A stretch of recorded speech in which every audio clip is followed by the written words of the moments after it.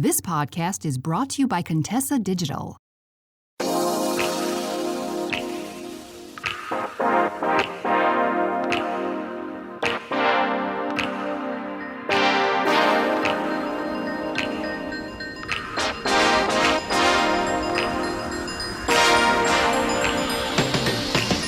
Welcome to Confidently Cherished. My name is Keshia Rice. I am a dating coach and hypnotherapist.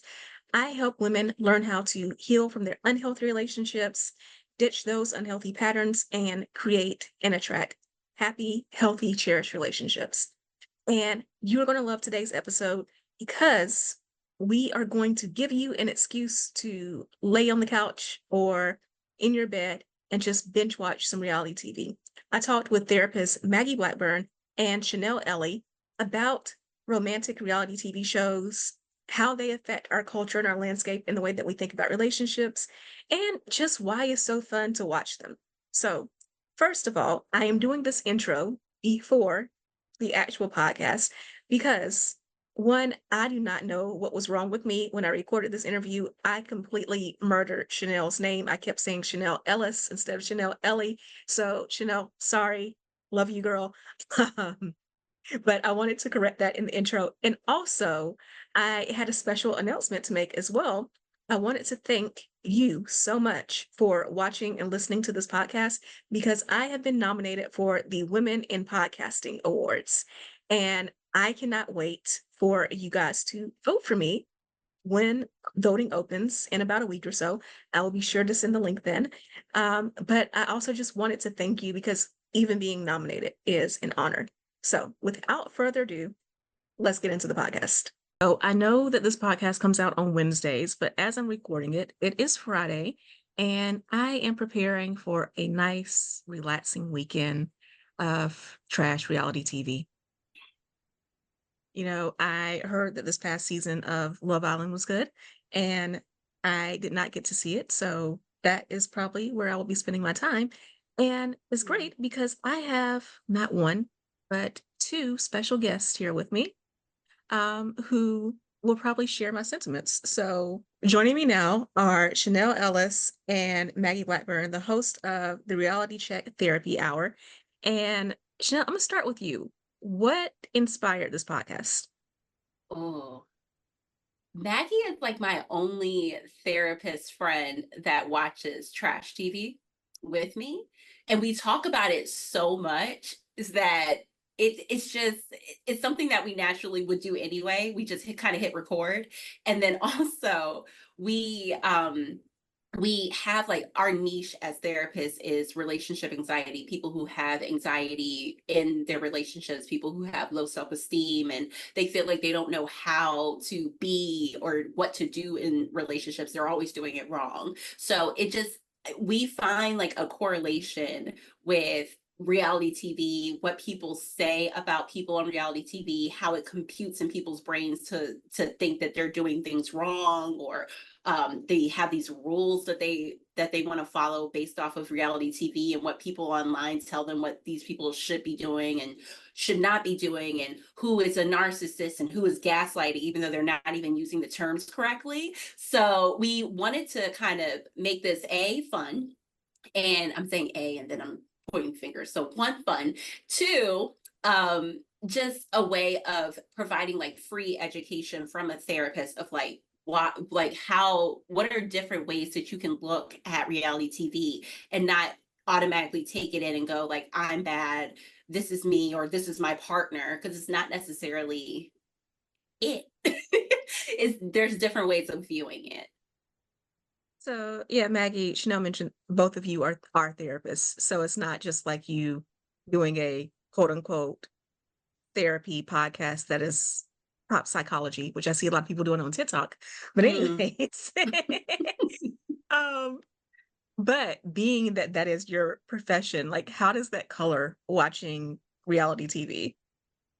There's definitely a mix, right, when you're watching it, and I think that's something that Chenelle and I do while we're talking on the podcast is try to make sure that we're balancing, like, our personal opinions about the show with also our, like, knowledge and background in the therapy world. So I think our whole goal through the podcast is to kind of blend both. I think we sit there and we've got, like, friendship banter that the two of us will have as we're talking, and we'll talk about our personal lives and how that relates to the topics that we're talking about in mix with the therapeutic, in particular, I think anxiety and relationships in those dynamics that we're seeing within the characters on the show. Yeah, so let's talk about the fact that there are so many reality dating shows. Like there's the competitions, like The Bachelor or MILF Manor, which like whatever network that is on, it is escaping my MILF mind Have right you now. never seen MILF Manor, No, Chenelle? what in the Oh, I mean, I'm sorry, I don't know if no. we can curse on this podcast, but what is Yeah. that? So MILF Manor is women who are of a certain age, and they have young men competing for their affection. And the last season had both the young men and their dads competing for their affection. Uh, You would love it, Chenelle. I'm surprised you've never seen this. They will come up with anything. This yeah, is insane. I want to I was gonna watch. Yeah, I was gonna say TLC is where MILF Manor is. It That's the is. network. That I was makes gonna sense. say That they have so tracks. many, yeah, they have so many promos for that show. It's ridiculous. Like I haven't watched it, but I feel like I've watched it because of the number of promos I've seen. Oh my But gosh. we were talking about the variety, how you have the competitions, you have your shows like Married at First Sight, where they're getting married, they're being matched up, and then you have like Indian Matchmaker, you have the dating shows, you have the shows where people are already married. Like, Mm-hmm. why do you think people are so fascinated enough to have this many shows? I don't know well, I feel like one, it just creates so much drama. Like the MILF Manor, I can see all the drama. I can see like how, like that, especially when you bring the dads in and then they're competing for another woman. That is so much drama. We love it. I feel like psychologically we just enjoy watching train wrecks, even though you want to look away but you can't. And then two, I think a lot of the times people are so interested in going on to shows like this because I'm getting this sense of we as a society like instant things. So instant marriage on Married at First Sight, instant engagement on Bachelor, Bachelorette, Love Island, which I am obsessed with. This season was so good. You have these people who match up and immediately start sleeping in the same bed together. You're instantly kind of in a relationship. And I don't think people are very comfortable with how slow a healthy relationship needs to be in order to be successful. Not always, because I mean, I'm not gonna lie, my husband and I moved in together like 3 months after we met each other. I didn't marry him or anything. I could still get out. But it doesn't always have to be that way. But you learn in relationships, like it gets healthier the more that you get to know the person, you know their triggers, you know what makes them tick, you know what makes them happy, you know how to argue so that you can respond in a way where they hear you. It's just, it takes time. So all of these shows where it's just like instant, like, oh, like they love each other. That's so great. Like happy and rainbows. It's not real.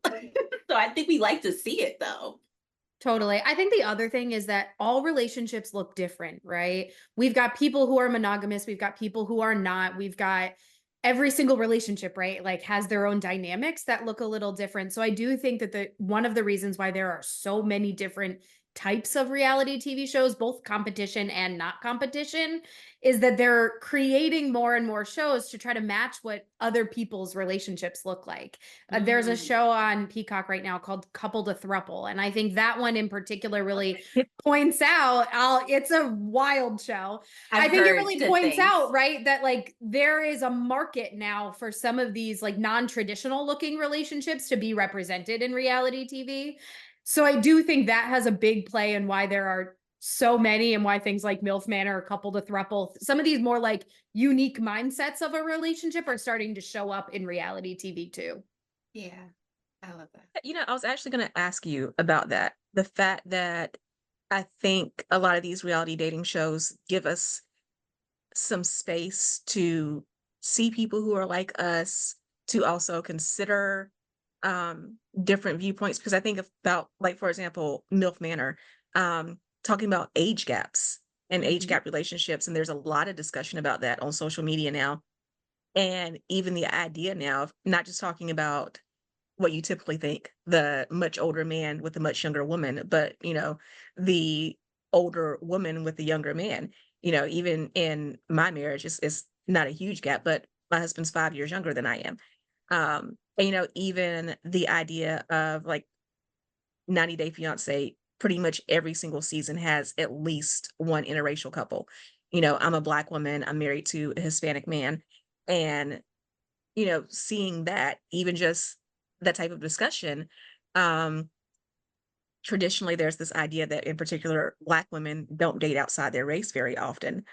Um, and when you see those relationships, those marriages, I've had clients come to me and say that, like, they were interested in working with me because they saw that, like, I married outside my race, and they Oh, also I love like, that.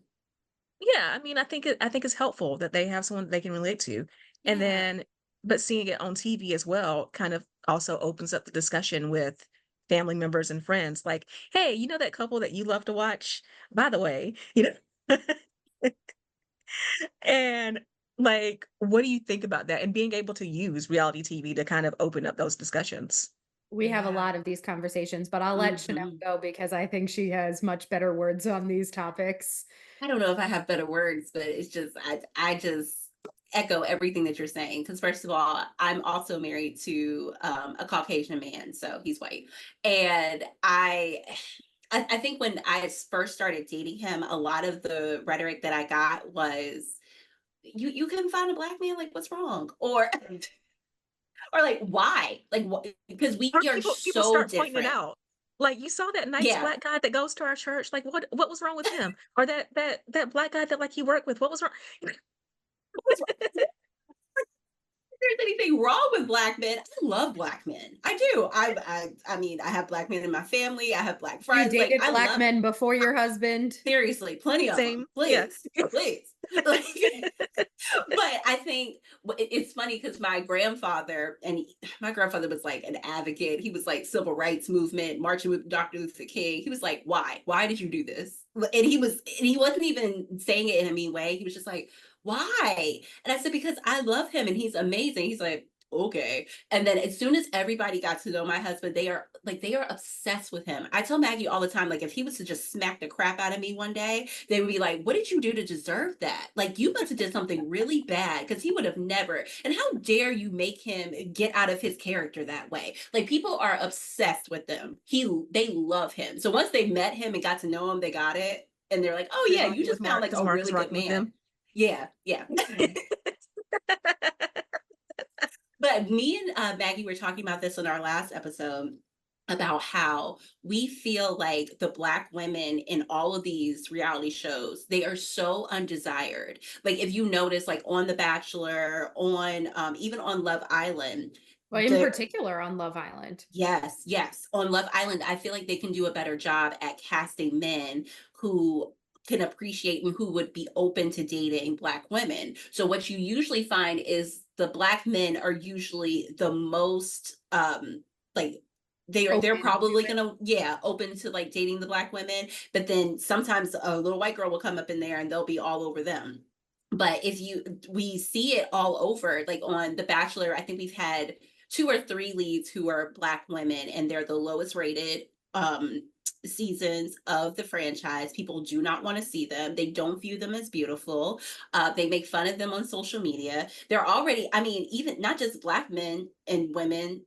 Jen is our new bachelorette, and people were dogging her before the season started, talking about her skin color and like making fun of her. So I just think that we we as a society can do a better job of putting people in their face and like forcing them to see it, because that's kind of what the Bachelor franchise is saying that they're doing. They're like, we recognize that a lot of our viewers are racist, but they're just gonna have to get over it because we're not gonna stop putting them on your screen. Or like just people with normal looking bodies. Like I just want to see it. I'm tired of looking at little stick figures. Me and Maggie spoke like 20 minutes on one episode about one of the girls on Love Island, how thick and beautiful she was. She was thick and we loved And she it. was gone within one of the first like recouplings. They left her. And it's the same thing happened on The Bachelor.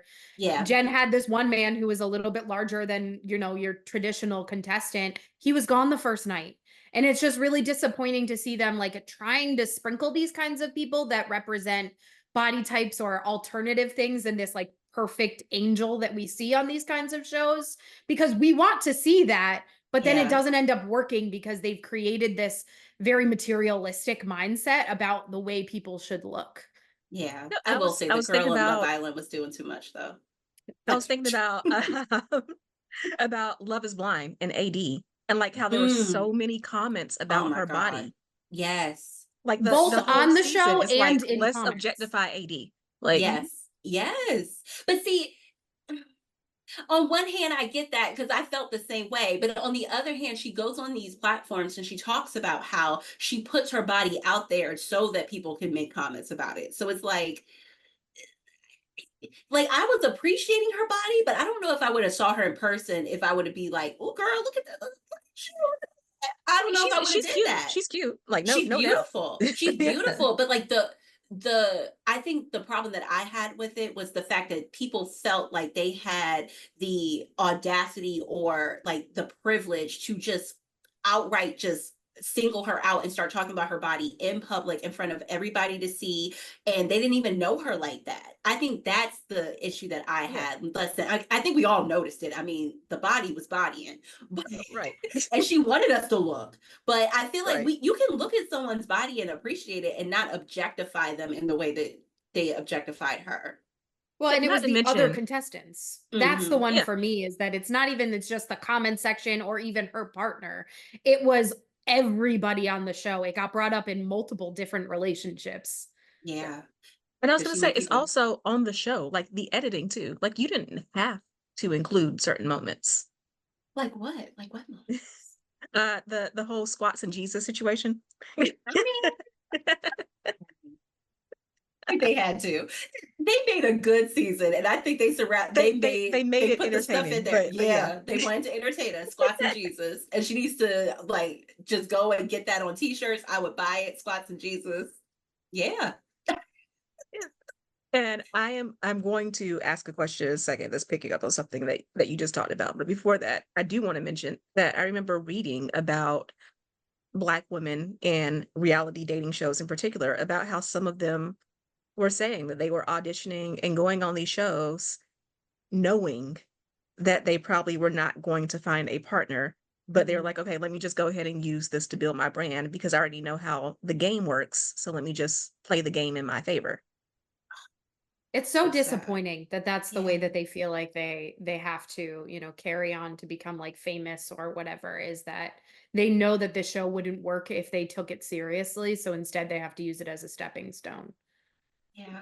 I think Married at First Sight is probably the worst culprit for that. Really? Yeah. Yeah, because the beginning of the show, when they're like, you know, the experts are like trying to pair people and all that, you have like where they're asking the men and the women, what do you want in a man? What do you want in a woman? What are your preferences? And there was one season in particular where there was a comment about that, where they're like, well, you know, we keep asking all these Black men and they just keep saying that they want a partner who's not Black, but all the Black women want partners who are Black. And I'm like, I do get like certain places where you live, there might be prevailing attitudes and all of that. But you're telling me that you have all of these casting calls and you can't find you can't find Black men and Black women who are interested in each other. You can't find Or Black women outside of their who race, date people outside you their could race. stick. Like Yeah. Yeah, I don't know if it's like they can't find, but I will say that it is consistent throughout all of reality TV. So there's something happening there, and I don't know what it is. Like I don't know if it's maybe men who want black women are just not going on reality TV because they can find their women like in their own spaces, or the black men or any men who are interested in black women are not necessarily as desirable when it comes to TV and the drama and the viewers that they're looking for. There's something there though, like, because it's very consistent. And I can only imagine well, I am a black woman, so I definitely get it, but from speaking from a therapist mindset, I can only imagine when you're going into an environment like that and you already have that mindset. I know that no one is going to desire me. What does that do to you and your self-esteem and how you see yourself? And you're just going in automatically defeated and knowing that nobody's going to want you. Because I see, and I don't know if you've ever watched Love Island, but it's time and time again where you start off with the women saying who they're interested in, and then the man ends up picking the woman, and that's the core couples. And most of the time, the dark-skinned black woman is the one that is picked last. Like hardly ever are they the ones that are picked first. And it's sad to watch. It really it just happens every single season. So it's just, I tell everybody I'm repping my, you can't really see it, I'm repping my Ariel jersey shirt. And I tell people all the time that I think I was more emotional about seeing Halle Bailey as being the Little Mermaid than my daughter was. She was just like, whatever, it's Little Mermaid, I'm gonna go watch it. I like music and stuff. But to me, it's just like, I didn't see that growing up. I didn't see the representation. So when you look at what media and society views as beautiful, and you do not fit that mold, you automatically feel like less than, you're not attractive, you're not worthy. If you get a man, you're just gonna have to like, oh, you got to keep that man. You got to people please the crap out of him to keep him because you know he ain't gonna stay because of your looks, type of thing. It's just representation matters. One of the things It I tell does. clients all the time is that you're not going to be able to get what you want if you don't believe you deserve it. So Mhm. I feel like in these situations of what we're talking about, if these women are already going in thinking, because of the way I look, because of my race, because of whatever, I don't deserve the love that I want, they're not going to be able to find it because they're already going in there defeated. Yeah. And what I find as a therapist, and I'm sure you would agree, Maggie, when you say, like, when you go into it thinking that you don't deserve it or you're not worthy, people are like, well, of course I feel like I'm worthy. Of course I'm deserving. You're saying that logically because you know it Yeah. logically, but it's a felt sense of believing it. And that's completely different. So you can say it until the cows come home, but you have to believe it. And what shows if you believe it is your actions and the way that you speak about yourself and how you present yourself in relationships. So usually when clients come to us, we're like, I know you know that, but do you feel it? Do you know it within your being? Do you like everything you do, does it say that you are worthy? And usually the answer is no. It's taking it from the like what's the word that I'm looking for where you're constantly like writing affirmation. Ugh. It's taking it from affirmation to reality, right? So we can Yeah. say I'm beautiful because I can use my words as an affirmation to say I'm beautiful, but it's very different when I actually feel it and it's no longer just an affirmation. Yeah. I don't like affirmations. I Me don't like it either. at all. I don't agree with it. Yeah, I mean, I have clients who use affirmations, and I would say even every once in a while I will, but it's kind of like, but I already know for a fact that I believe it. And then like Yeah. it's a little bit of a reminder, like I'm having a bad day. I don't Hmm. think affirmations get you through like a chronic, Mm. you know, you're dealing with low self-esteem. It's more like today I'm having a bad hair day and I need to remind myself that I'm beautiful, not a Yeah. Yeah. And see, that's different because it's like you're reminding yourself that you do know that you're beautiful. You're just having a bad hair day. Like this is not yeah. like real. But to me, that's a good way of using affirmations. I think sometimes people use affirmations to lie to themselves. So you tell yourself that you're beautiful when you know you don't think you're beautiful, it's not gonna work. You just lying to yourself. Yeah. Let's work on actually wanting to feel beautiful, and you just telling yourself that is not gonna help. It's not. Yeah. I love my thighs, even, and I have all the cellulite, but I still love them. But it's not gonna make you love your thighs. I'm telling you. And it's okay if you don't love your thighs. It's like, Yeah. I don't think everybody loves everything about themselves. Most definitely not. And I was going to say that gets me into the question I wanted to ask about the fact that the contestants on these shows, I was I've been seeing so much talk about appearances and the fact that, you look at the first season of The Bachelor, for example, and all the girls who were competing on that season were pretty, but they were like normal pretty. They were Mhm, girl mhm, next door pretty, right? mhm, Um, and now most of these reality shows are full of like Instagram model types. mhm. And it seems like the men, on the other hand, some of these shows, the men are getting more and more average. Not saying that there It's aren't true. good looking men, but we mentioned Love is Blind. I wouldn't say that, like season 6, I wouldn't say that any of the men that were on that show were ugly, Mhm. but also none of them were like, oh my God, you know what I mean? Like, You're right. They were all normal looking. right. Yeah. Yeah. Huh.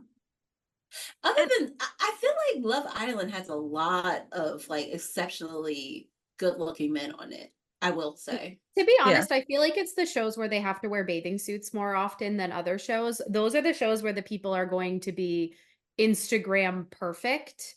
In a Hmm. way where I do feel like some of these other shows, The Bachelor being one of the franchises, that it's a little bit more flexible for them not to be the like stereotypical beautiful that we like as a society have deemed as pretty. yeah, but Yeah. even with that, okay. So talking about Love Island, because I've been seeing, like, this is one of the reasons why I have got to get it watched this weekend, Hmm. because It's a good show.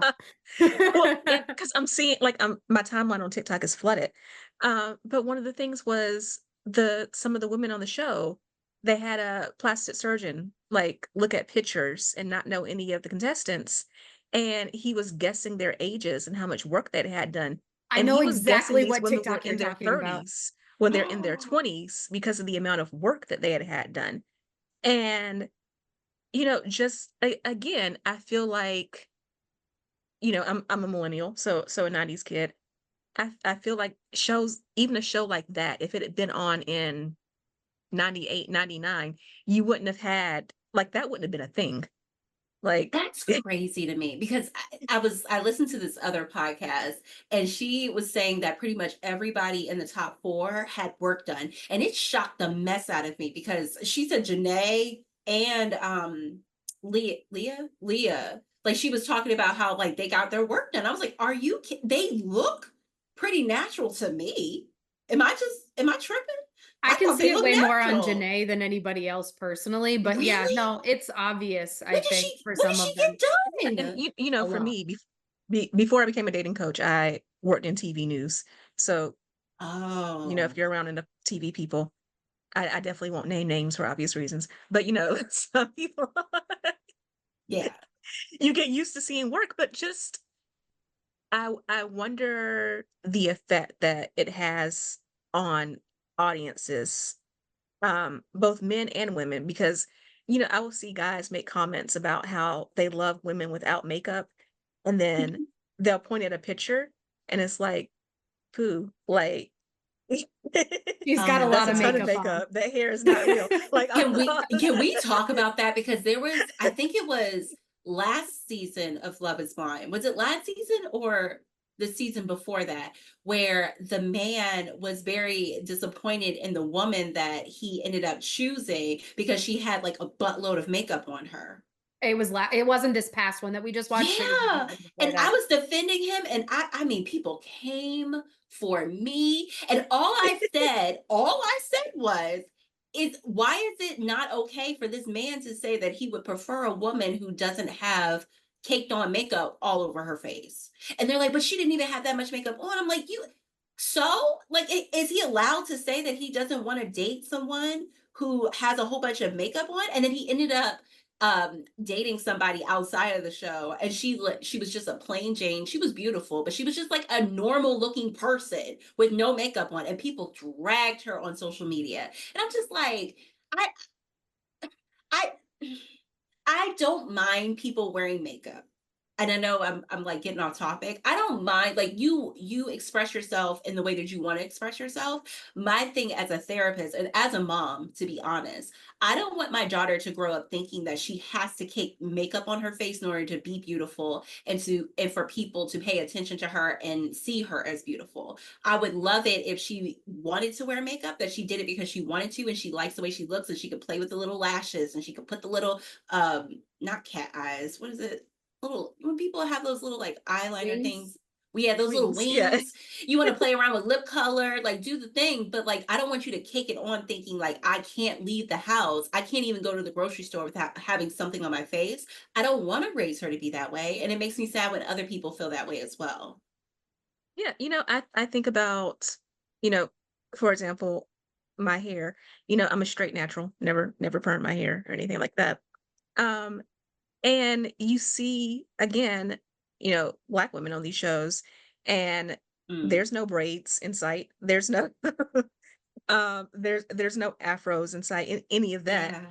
And I see that, and I see, women of other races with, again, like fillers and all of that. And I just think about girls in general, women in general, like that pressure to keep up a Hmm. certain look, a certain Hmm. appearance. Yeah. I don't have an issue with plastic surgery personally. I think if that's something you want for yourself and that's the route you're going to take, go for it. I just wish it was spoken about more because I think like even watching Chenelle right now live, like wildly shocked to hear Hmm. that, Janae in particular, because I think you really like her I because I think do. not only because she's a beautiful Black woman, but I think there's a lot of pieces of her that you've enjoyed. But like watching your shock right now of hearing that some of these pieces of her body in particular are manipulated in order to look that beautiful is shocking for people. And if we spoke about it more regularly, I think it would make these beauty standards a little less unrealistic, because if I know I can't do that without plastic surgery, I do think it would probably make me feel different about myself, where if I'm comparing myself to somebody else's body that I don't know they have plastic surgery, I'm striving for something that's not possible in reality without surgery, you know? Yeah. Yeah. Yeah, and I think that's the conversation that should be had, though, when we watch reality shows. Like, you should be able to look at these women, and I already know that at some point somebody's gonna clip this and misconstrue what I'm about to say. But It happens every Yeah. time. yeah, We support you. you should be able to have a variety of, in particular, women on a show, women who have all the work done and women who don't. And for the quote unquote natural women to still end up with someone, and for that to be an example of, like, I know, because we talk so much about like pick needs and stuff like that online, but like, for lack of a better word, see, she got picked too. And Mm, I think also we should be able to look at women who have had work done and be like, oh, that looks great, I'm gonna do that too. Or, oh, she looks cool, but I'm not about to drop 10 grand on that. yeah. Like, we should be able to do that and keep it pushing. Yeah, I don't think there's anything wrong with what you just said. And now that, okay, does Serena have work done? She probably has some filler, Really? but I don't and now like if I'm thinking about her body and her body type, I wouldn't I would be surprised if she had other things done. Okay, and the reason why I'm saying that is because Cordell, from the moment he saw her, and I promise I'm not going to spoil anything, but from the moment he saw her, he was like infatuated with her, and she to me was at least the most natural looking one of the bunch, and she's a dark skinned woman. But the way that this man was like, I want her, like it was beautiful to watch, and I think that's why a lot of people love this season in particular because there were so many people of color on this Mhm. cast, so many, they weren't all just being like pushed to the side. There were men that like recognize the value in these Black women, and I really appreciated watching it. I really do. That's another thing when you talk about not just Black women, but women of color. Hmm. Um, Pale is the standard, Hmm. you know. Hmm. So when you see darker skinned Asian women on Yeah. like, for example, at probably the place where I've seen that the most would be like 90 Day Fiance as opposed to some of these other shows. But a darker skinned Latina or darker skinned Black women, like historically, they have not gotten their shine. No. Like representation and diversity is, you know, beige, someone who's mixed, that we could be like, Yeah, absolutely. And I think my husband didn't realize how much of that he was going to get, of like comparing my skin tone to other people's skin tone. I think he thought like maybe people would have comments to say about the fact that I'm Black, but he got a lot of comments about like how dark I was. And I don't think he was like, he wasn't thinking that that was going to happen. I knew it was going to happen because that's just been a thing my whole life, where well, I feel like I was busted when I was in middle school. And I heard somebody say that everybody feels like they were busted in middle school and elementary school. But I was like, no, because I remember looking at these other girls and I didn't think they looked busted. And I think they thought that they were cute, just like I did. But whatever. I digress. Probably did not. No, but all right, this is a very polarizing statement, but nobody feels like they have good self-confidence in middle school. Really? They're really good at faking it, I think. But I really don't think there's a single person who's like, yeah, I was like hot shit back then. But see, but okay. And this might be my experiences coloring my vision here, but I feel like I remember like the cute little girls in middle school and in high school that got all the validation from other boys. They dressed so cute and they got all this validation. So I think they thought that they were some cute. I think they thought they were cute. I know the girls you're talking about. I had those in my middle school too, and I was growing into my face, you know. Me too. I don't even know what I was going with that story. What was I even talking about? Your husband. We were talking about darker skin women and yes.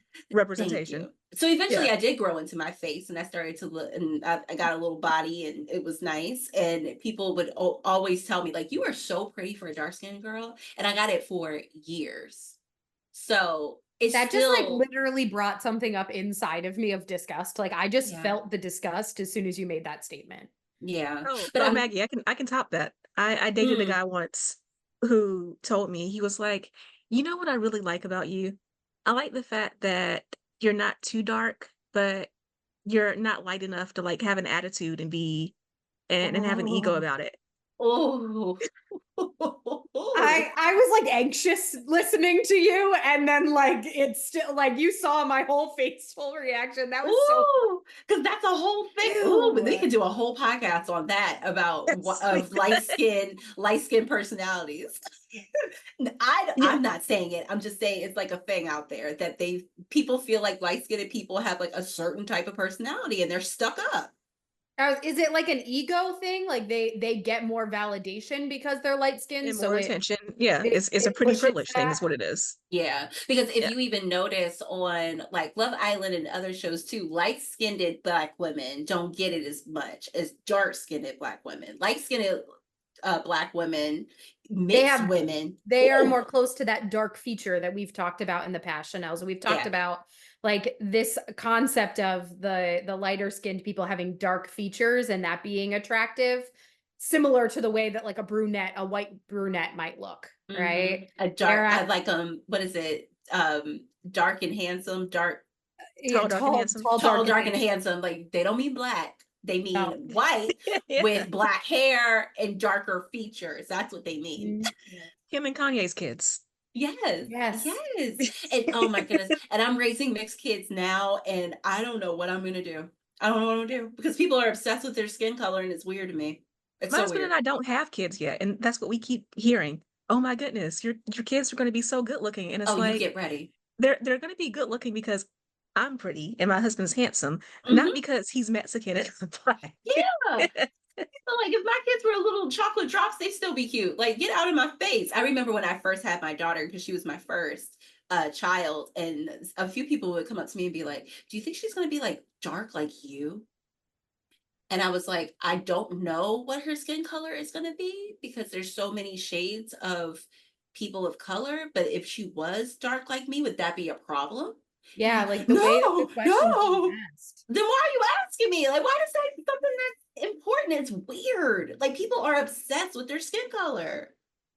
I think this is another reason why, talking about reality shows, why people like them so much, because this is people who have put themselves out there. So people now feel very free to Mm, make all the comments because it's like, well, if they don't want me to talk about them, then they shouldn't be on TV. yeah, which is disgusting. Yeah. Yeah. Woo. Yeah. So I mentioned it, before we started recording, talking about the economy and how there was an article in one of the publications, like like a Wall Street Journal, that New York Times, one of those types. I can't remember which one, but it was talking about how, not only do we have pop recession music, you know, music is incredibly happy now to distract from the fact that the world is going to hell in a handbasket. But we have pop reality TV, especially with romance shows, that people are showing a preference towards, your Married at First Sight, your Love is Blind, that the fact that you're going to have a wedding in those as opposed to your competition shows. And first of all, do you think competition shows are making their way out? And do you think that, like, there's something to that people just need the comfort of knowing, like, oh, this is the episode where the weddings happen, or Yeah. Maggie, what do you think? I think there's niches of people personally. So Mhm. I'm not really sure it's that like competition shows are out or in, but I do think most people have a preference towards one or the other. They either really enjoy the like single relationship people on shows like at First Sight or Love is Blind, like things that might match more of like a traditional progression of a relationship. I put that in quotes for those of you listening because it isn't traditional because it's so speeded up. But I think there's a lot of people who really like competition shows. And because they like competition shows, the dating versions of them provide a lot more drama for them to watch. So I don't know if I completely agree with the fact that like competition shows are out or there's a preference on either or. I think everybody has their versions of reality TV and what is exciting. There's other people who like shows like Below Deck where there's a lot of dating that happens, but it's Mhm. not the intention and like the reason behind the show is not for dating. So Yeah. I think it's a preference. That's my answer. Yeah, because even with like Married at First Sight, I swear the last few seasons there's not many happy moments. It's bad. And they're not all even getting married anymore at the end of some of No, these shows. no, like yeah, I was thinking about that. The last season of Married at First Sight, my husband and I watched it, and the first episode, we were like placing bets on like who is going to make it down the aisle and all.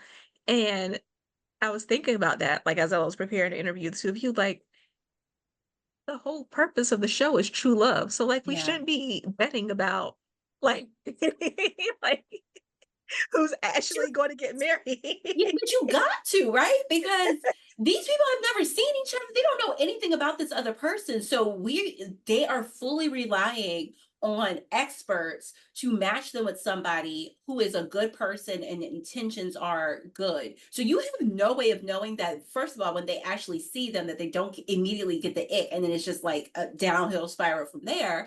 And then two, like they really get to know each other. Like it just seems like the experts get so frustrated towards the end of the process because they're like, this is not what you said you wanted. This is Yeah. not the type of person you said that you were. This is not how you said that you react in situations. Like, what are you doing? This is the woman that you said you wanted, and I gave her to you, and you're like, oh It's gosh. the proof that we don't usually have enough knowledge about ourselves or about what we want in a relationship to be able to say that. And that's why, like, when I meet with clients, I'm over here talking to them about online dating and the things that they're doing and trying to like encourage them to step out of this very narrow box that they have of who they want because they think that's what they want, so then Mhm, they don't engage or even like match with people who are outside of that, where mhm. most of the time you actually find your partner when you open up your mindset, I guess, about what a perfect partner would be. Yeah. Obviously everybody has some like hard rules or like hard no's, but if it's not a hard no for you, you should be way more open-minded than I think most people are when they're dating nowadays. Yeah, Maggie, Absolutely. I was going to ask you that, like on a show like Married at First Sight, do you think that some of them are just this is what the audience is going to want? So I'm going to say this is what I want in a partner, or do you think some of them Mm, are really just, a little delusional, like they think this is what they want, but I think it's a mix of both. yeah. I Yeah. think some of them are sitting there like, I know that I need to be a good character in order to get screen time. So in order to do that, I'm going to start off with this mindset of this is the kind of character I want to be. And I think then that kind of, once they forget that the cameras are around and they have to be in character, right? They lose that, and then that ruins the relationship. But I think the second piece of it is most of us don't know ourselves very well. And if you think about how young some of these people are on some of these shows, I think Married at First Sight might not be one that they're that young. Some of them are, but some of them are not. But like Love Island, these literal kids, some of them are 21 years old. Mhm. Yeah. Who knows who they are at 21 in a way where you could really be starting a healthy long-term relationship. I'm not saying Mhm. that you do not meet partners that you are Yeah. with for the rest of your life at 21, but the way that this like expedited process of forming a healthy relationship is supposed to happen, I think is pretty impossible when you don't know yourself well enough. So Yeah. I think it's a mix of both, of they want to be a character, but they also just don't know what they want or what even a healthy relationship is in their world. Yeah. Like, and to elaborate on that, the fact that people think they know what they want, but they don't necessarily know. Like, for example, I'm a very, very, very anxious person. Very anxious. I've been like this for years, but it has benefited the people in my life. I've realized this more throughout my own personal therapeutic journey of, I told Maggie in our last episode, I don't think I really knew who I was until about 2 years ago. And I'm 30, I'm almost 35. And I feel like people around me benefit from the anxiety that I have. They benefit from the fact that I plan things out. I can plan for A, B, and C for all of the things. I'm running my household. I know what time my kids need to be here. I need to know what time they need to be dressed in order to get somewhere on time. Like my mind is constantly going, right? But then people are like, you're so high strung, you're so irritable. But that comes with anxiety. And you're also benefiting from the fact that I do have anxiety. So you can't say like you want a strong, independent Black woman who can speak her mind. But when I do speak my mind, you feel like, not saying this is my husband, because he really does. He loves my mouth. It's Both good. of our partners get such a rap in our podcast because we're Yeah, always using them as examples. And I then we're like, know. I swear he's a good guy. He is. He is. Like seriously, he's very similar to Cordell, where he's like, I like the fact that you got a little spice to you. Like he doesn't want me to like just be quiet and do whatever he wants. He really enjoys the conversations that we have, the way I think. So, but I will say, like other men, they're like, oh, I want this strong, independent Black woman, but you're giving me too much lip, and what are you doing? And then you feel emasculated. Like you don't know what you want. You think you know what you want, but you don't. So I don't know if you're watching The Bachelorette right now, but I've been telling Maggie, we're only 3 episodes in. I'm like, I don't know about this whole Jen girl. I don't think she knows what she wants. She talks this whole time about, I've had such bad experiences, so I know what I'm looking for. You're just looking for a nice man, but that's not enough. Like, what? Like, there are plenty of nice men out there, but they're not going to make good husbands and they're not going to be good partners for you. It has to be more than that. I just don't think people know what they're looking for. Myself You included. know, I wish sometimes there would be a man who would go on one of these shows and just be like, I'm looking for a girl with a big booty who can cook. Because I mean, I know he'd automatically be the villain, but I'd be like, you know what? That is refreshing. Like, thank you. I mean, I could also argue that that ain't enough either, because you gonna find a It's big not. booty Judy that It's can not. cook, and then something else she does is gonna make her incompatible with you. So it's just like, It's not. But to Maggie's point earlier, some of the men on these shows are 21, 22, and that's how they think. And I'd mm-hmm, be like, let me hear your honest thoughts for once. mm-hmm, Like, mm-hmm. Yeah, Well, and I feel there. like if that happened, right, we would all be like, all right, well, they're not here for a mature relationship. Good luck. And I think we would probably ignore some of it in a way where right now on The Bachelorette, which is the show that Chenelle and I are talking about the most on our podcast right now, there's a man on there who has this like very intense sexual connection with the lead. And we keep talking about the fact that they don't talk. All they do is make out when they're in their time together. Like So straddling each other. It's yeah, it's like, ridiculous. it's honestly borderline not okay to be on TV right now. We are 3 episodes in. 3! And they've been They doing it since night 1. They It's don't know crazy. anything about each other. So we keep talking about, well, it's clear that she really likes him and that there is like a sexual chemistry. There is not a potential for a long-term relationship unless they can quit the making out and finally start actually talking. Mhm. Yeah, but see, my personal experience on that is that that doesn't work, because then you realize that the toxicity in you was attracted to the toxicity in them. You know, Oh, when people do healing and stuff, then they're like, oh wait, this should have never happened. Yeah. Oh, I love talking to clients about that. That happened on Love Island too, where I think one of the girls were like, I think I'm the problem. I think after this, I need to go seek therapy. And I was like, yes, you do. honestly, they all Absolutely. should. Imagine Yeah. being in their shoes. It's another thing that I think Chenelle and I talk about often, is just like the empathy that we have for these leads, or not even just the leads, but anybody on these shows, because they get ripped apart. And I could not imagine going and spending multiple months in Fiji, having the grandest time, hearing little bits about maybe what's being said about me online because they want to, bait me to be upset about it on camera. But then going home and having the entire world be talking about things that they don't really know about me. What they know is what the producers wanted them to know. So Yeah. I have so much empathy for how awful it's got to be when they all come home. And I think all of them should be in therapy so that Mhm. they can work through their reactions to hearing what the rest of the world is saying about them. Yeah. Yeah. And in shows like that, oftentimes is they know the version of you that was plied with copious amounts of alcohol, Oh, which is, you know, so it's so interesting because I just watched an interview with I think it was Serena and Cordell. I think it was somebody from Love Island, and they were talking about how they have pretty much no alcohol. She Yeah, said it's Love all Island's them. one of the only shows that oh they're wow. allowed to have 1 drink a day, I think. And they said like they have like a glass that looks like this and it's filled up with like this much alcohol. Like there's It no is like alcohol in to it. the T, whatever, like specific, like World of Health says 1 drink is, right? Like that, like 1 shot, the specific amount of ounces is what I'm saying. It's exactly that, and that's it.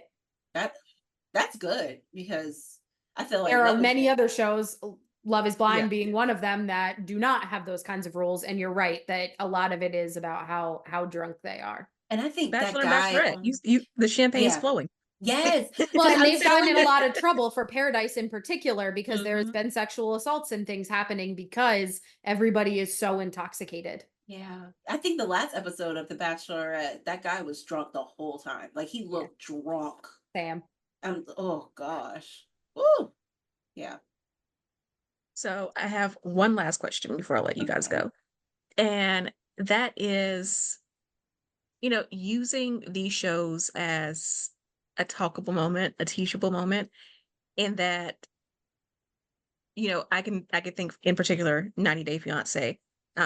My husband and I watch that show all the time, and you see certain things happen in relationships, and just being able to use that sometimes to bring up an issue with someone in your life, a partner, the person you're dating, friend, family member, and not in a why can't you be more like him type way, but in a yeah, the way he brought up that conversation, I didn't think that that was quite right. Like, maybe, and I noticed maybe that you do something similar.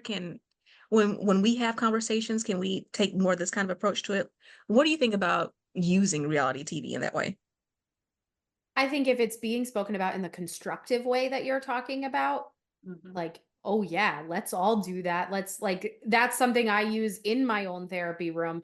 If I know a client knows something about a TV show that I watch as well, I'll use it as an example. And if I don't, I have a kid who I saw at one point who we watched America's Next Top Model together because we Oh were God. talking about Black women on TV shows in general. And it was just to give everybody the information, I did get her parents' approval before I was showing her these shows, but Yeah. we were watching clips of America's Next Top Model and talking about how different features like gaps in your teeth in particular in women are really celebrated on that show, or not celebrated on that show, and why, and how does that like impact the rest of the world? So I think if it's being done in the right way, so a constructive conversation or even just like an analytical kind of a conversation is very different than I think people coming at them and expecting things out of these people. So I think when we first started, Chenelle was talking about people who will come at her saying things like, well, this relationship, this is exactly how you should have done it, and this is the timeline in which that should have happened, and they didn't have this kind of a conversation in enough time, and they should have. And it's, well, that's their relationship, so they get to be the ones that make that choice. But instead use that as a, I don't want that, and let me show you this example of somebody else doing it, and let's talk about why I'm not okay with that in my own personal relationship, versus judging the way somebody else manages their relationship. Does that Yeah. make sense? Yeah. Absolutely. And I will say the way that you explained it was so like healthy and coming at it in a way where you're not trying to shame the other person or tell them that they're doing something wrong. You're just like, this reminds me of what you're doing when you do this. Like, can we talk about it? I feel like that is the great way to say it. But what I find is that a lot of people, I don't think they use it to talk about their partners. I think that a lot of times when people are watching reality TV, it reminds them of something that happened in their lives. And then they use that as fuel to be so angry with the person on reality TV that they're just like flooding the internet with all of this negativity. Because I'm telling you guys, if you ever follow me on TikTok and you leave a comment on there, 9 times out of 10, I'm gonna respond. And a lot of times when people are like going back and forth with me, they're just like, well, I guess I just don't like him because I just don't like it when men um just use women and they don't care about them, and then they come back and say they're sorry but they're not really sorry, and it's clear that they don't care. And I'm just like, but I don't think that's what this guy is doing. I think that's something that you feel from your past. Like, I feel like just reality TV just triggers us into like getting into this frenzy of like putting all of our negative experience onto these people, because it's not like it's an actor like going and seen. You feel like it's a real person, so you feel like they need to be put in their place, so you just all over the internet like having a fit. So it's just, Yeah. I don't feel like people use it constructively. Even, I will say, even like the well-meaning stuff, like have you seen couples therapy? Yeah. So I had a client recently who sent me a TikTok of this man and woman who was just like talking about this one man on couples therapy, and how to make a, I won't say that they thought he was narcissistic, but they were like tearing down like his arguments in the way that he was talking. And my client was like, I think this is what I'm talking about. I think this is what I do in my relationship. I don't think that's what she does. And it's just like, it's so easy to get all of that information and put it on yourself and be like, oh my God, I'm horrible just like this person. Like, I'm a narcissist. I gaslit my partner. I did this. And I'm like, no, you didn't. It's not the same thing. It's just not. So it's just watch reality TV and just take care of yourself and recognize the triggers and get help with dealing with those triggers, instead of just like having it fuel you and just taking in more and more reality TV and like learning lessons. Because I don't know if you can learn lessons from people who you don't even know if that's a really healthy relationship. It might look healthy because they look happy, but it's not healthy. Like, how do you know? We can't learn nothing, I don't think. That's a whole nother episode there, parasocial relationships and how we think we know people just because we see them on TV or we see them on social media and all that. Yeah. And yeah, you're right. I see that so often with my clients too, that like everyone thinks that everybody either thinks that they are a narcissist or they think that everybody in their life is a narcissist. No. Oh my God. And thank God I have some clients who are also in therapy, because PSA, coaching and therapy are different things. I Mhm. repeat, coaching and therapy are different things. I think it's absolutely amazing when I can coach somebody who also has a therapist, so Mm, so that we can yeah. both be in our lanes, you know. Yes. But yeah, like I have to have that conversation a couple times a month. Like, one, I don't think that's it, and two, Mhm. this is something you should talk to your therapist about. Like, Oh, I love saying that to people who are not in therapy. I'm like, I think this is why you should go to therapy. And I can't be your therapist. So I think you should unpack that. I love saying stuff like that because No, you can't. I have a team. Maggie and I just talked about this in our last episode too. I have a team of people behind me, and so does Maggie. Like I have a dietitian now. I have a trauma informed fitness instructor. I have a therapist. I have a business coach. I have people. Even my kids' therapists. I feel like they're a part of my team Totally. of people who support me. So it's you can't do this kind of stuff alone. And I just think it's so important to not like look at TV, look at media and feel like you know what you should do. You should do what you want to do and what works for you and your relationship. That's it. So you guys' podcast is the Reality Check Therapy Hour. Did I get that correct? Yes, you You did. I know it's a mouthful. I'm sorry. Oh, you are good. But yeah, tell us how people can listen, follow you on social media, all of that. Yes, so we have the Instagram handle Reality Check Therapy Hour. You can listen to us on Apple, Spotify, I think Amazon. Yeah, just check us out. We're also therapists, so if you want to reach out to us individually for therapy and you are in the DMV area and Maggie's also in PA, then you can check us out too. And I will make sure that I put all your links in the show notes. So Chenelle Ellis, Maggie Blackburn, thank you so much for joining me. And yeah, guys, definitely check out their podcast.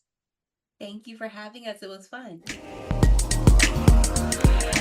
Hey there. So you made it all the way to the end of the episode, which means I have two things to say. One, thank you so much. I truly appreciate it.